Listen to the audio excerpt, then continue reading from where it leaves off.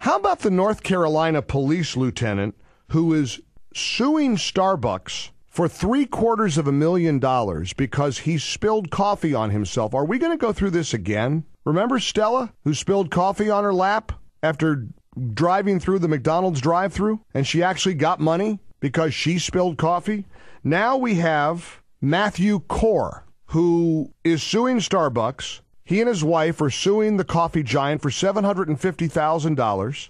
According to ABC News, Lieutenant Kohr said during his cross-examination in a Raleigh court this week, "I didn't know it was that hot," referring to the coffee that he had just bought from Starbucks.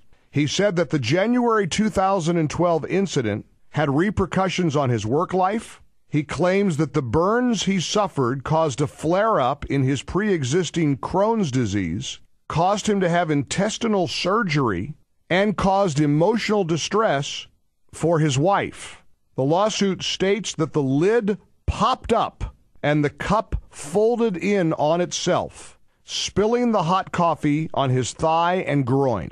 He discussed, according to ABC News, the process by which he and his wife Melanie decided on an amount of money that they wanted to ask Starbucks for, noting that initially they were going to ask for $10 million because he spilled coffee that he bought from Starbucks. He said, "It was hard to put a price on what my wife had to go through, what my kids had to go through. What's a year and a half, 2 years of your life worth?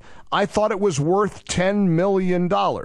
As time went on, as we learned more information, as we learned how the process develops, we adjusted the number and came up with $750,000, and that's what we are asking."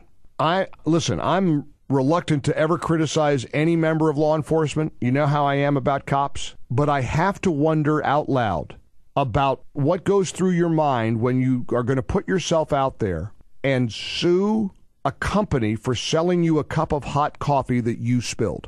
I don't know much about Starbucks. Part of the lawsuit is that a sleeve is put on all the cups containing hot beverages. The sleeve is that the outer, that's a very popular thing now. It started with Starbucks, I think, and now a lot of companies do that. Lieutenant Kohr and his legal team maintained that no such sleeve was used on the day of the accident. Let's say, for argument's sake, it wasn't. What's that got to do with being awarded almost $1 million because you spilled coffee on yourself?